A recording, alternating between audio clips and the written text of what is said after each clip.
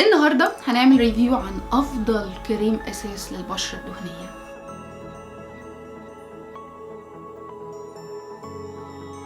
طبعا الاول الحركتين اللي في الاول دول عشان خاطر السسبنس. النهارده هنتكلم عن افضل كريم اساس للبشره الدهنيه حسب ادعاء الشركه ان هو الكريم اساس السحري للبشره الدهنيه. احنا النهارده هنعمل ريفيو عن لوريال انفاليبل توتال كفر. الاستاذ ده هو اخر العنقود او اخر اصدار للوريال انفاليبل. معرفش بقى اذا كانت هتقفل السلسله بتاعت لوريال انفاليبل بالكريم الاساس ده ولا لا، لكن ده اخر اصدارات ليها. اسمه توتال كفر، باين جدا من اسمه ان هو تغطيه عامه شامله لكل انواع البشره. الجديد في الفاونديشن ده او الضجه اللي عملها الفاونديشن ده بسبب حاجه اسمها الكامو ستريتش تكنولوجي.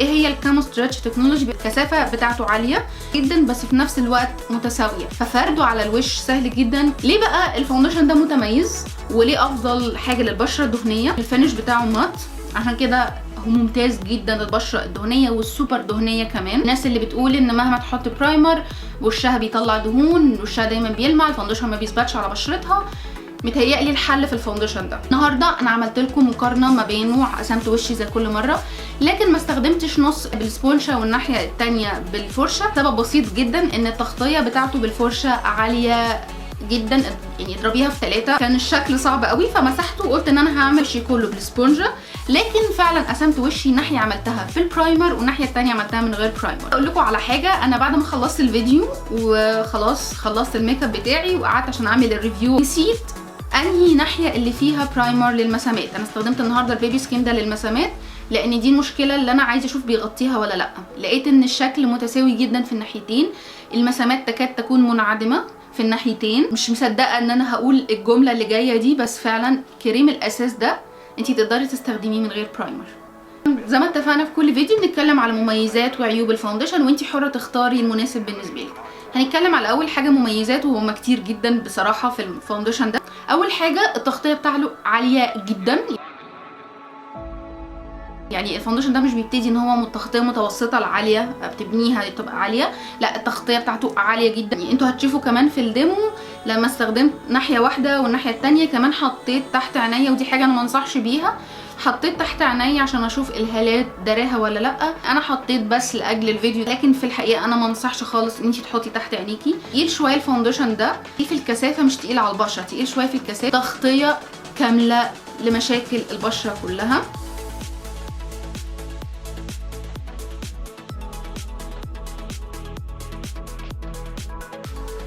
تاني حاجة وهي مرتبطة شوية بأول حاجة، طالما الكثافة بتاعته تقيلة والتغطية بتاعته عالية، فأكيد هيكون منظره وحش على البشرة. بالعكس تماما، الفاونديشن ده بيدي منظر مش هقول طبيعي لأن هو تغطية عالية، لكن لما تبصي لنفسك في المراية شكل بشرتك لطيف، دي منظر إلى حد ما طبيعي. تالت حاجة ودي برضو حبيبة البشرة الدهنية، ثباته عالي. يا جماعة الفاونديشن ده ثباته أعلى من 12 ساعة. ملحوظتين خدت بالي منهم.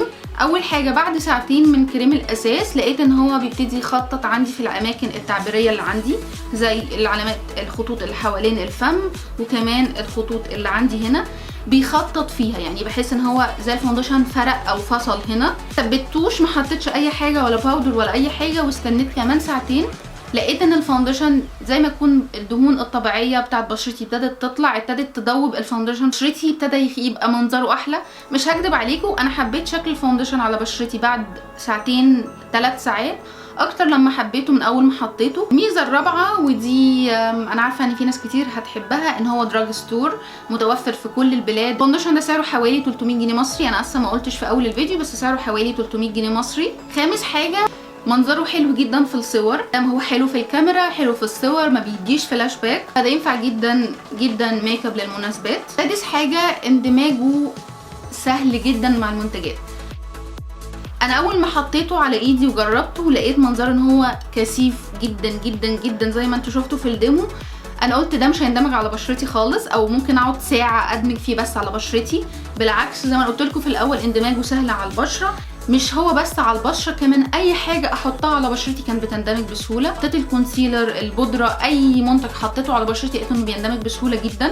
سابع ميزه عندي ودي الاخيره، هي بصراحه مريحاني انا شخصيا، ان انا مش حاسه بيه خالص على بشرتي.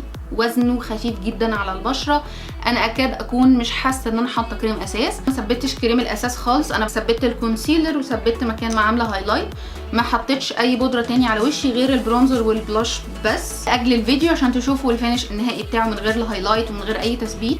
كمان اخر حاجه المره دي ميزه فيه، الفاونديشن ده مش محتاج يتثبت. انا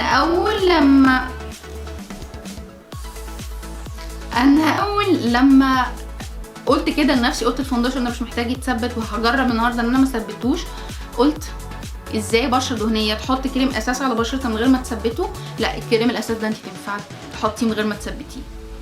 حقيقي ده يمكن اول مره، وانا متاكده ان ممكن تكون اخر مره في حياتي ان انا اقول كده. بس كريم الاساس ده انت مش محتاجه تثبتيه. انا زي ما قلت لك انا مش مثبته بس تحت عيني، دي بس الاماكن اللي انا مثبتاها، وحاطه كمان هنا ما بيسيحش ما بيخططش تحت عينيا. انت عماله تقولي ميزه ورا الثانيه ورا الثالثه، معقوله كريم الاساس ده مفيهوش ولا عيب؟ لا طبعا، الفاونديشن ده فيه عيوب وهقول لك برده عليها دلوقتي.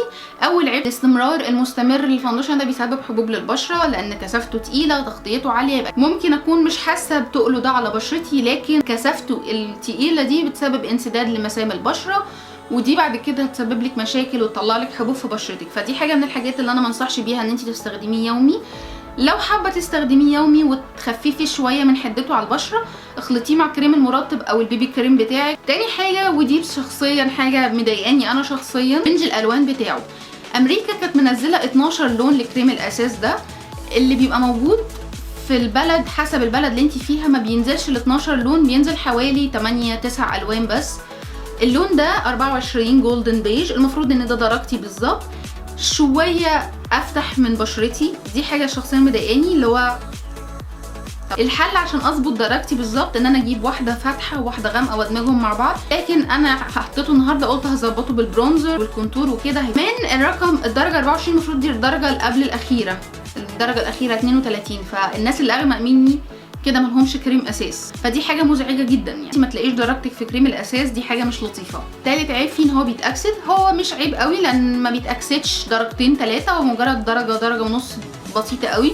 يعني مش شايفين هو لونه دلوقتي افتح سنه بسيطه، وممكن كمان ما تاخدوش بالكم لان هو لون رقبتي، لكن بيتاكسد درجه ونص. فدي حاجه من الحاجات اللي انا مش ديش مشكله فيها قوي مع كريم الاساس، لان هي مجرد زي ما قلت لكم درجه ونص، فما بيختلفش كتير في شكلي. حبيت اقولها في العيوب عشان تكونوا فاهمين او عارفين كل المشاكل اللي انا قابلتها معاه. دي كانت مميزات وعيوب الفاونديشن اللي انا لقيتها في الكريم الاساس ده. رايي العام ارشحها ولا لا؟ طبعا ارشحه. كريم الاساس ده ممتاز. مين اللي يقدر يشتري او مين اللي يقدر يجيب الفاونديشن ده؟ الناس اللي بشرتها سوبر دهنيه او دهنيه جدا، الناس اللي بشرتها دهنيه المختلطه، الناس اللي بشرتها عاديه لو بتحبي التاثير المات او الافكت المات الفاونديشن ده مناسب ليكي.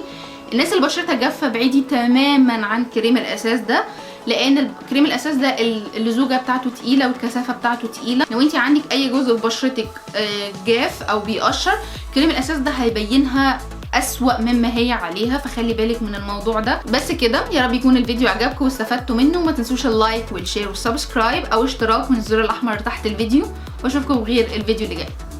باي.